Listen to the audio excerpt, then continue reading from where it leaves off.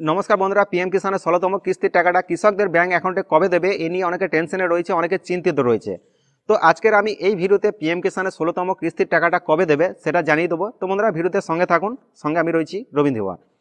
তো প্রথমেই আমি একটা কথা বলি, পিএম কিষানের 16তম কিস্তির টাকাটা কবে দেবে এ নিয়ে এখনও পর্যন্ত কোনো রকম সংক্ষিপ্ত নোটিফিকেশন, কোনো রকম আপডেট বা কোনো রকম আনুষ্ঠানিক বিবৃতি কিন্তু এখনও পর্যন্ত দেওয়া হয়নি। তবে 2024-এ 21শে জানুয়ারি টাকাটা দেওয়ার পরিকল্পনা ছিল, কিন্তু আজকের ডেটে এখনও পর্যন্ত পিএম কিষানের যে 16তম কিস্তি টাকাটা কবে দেবে সেই ডেটটা কিন্তু এখনও পর্যন্ত ফিক্সড হয়নি।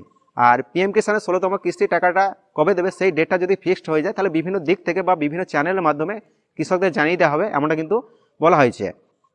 তবে এখনও পর্যন্ত শোনা যাচ্ছে যে পিএম কিষানের 16তম কিস্তির টাকাটা 2024-এ মার্চে দেওয়া হবে। তবে মার্চে কোন ডেটে দেওয়া হবে সেটা কিন্তু এখনও পর্যন্ত স্পষ্ট নয়।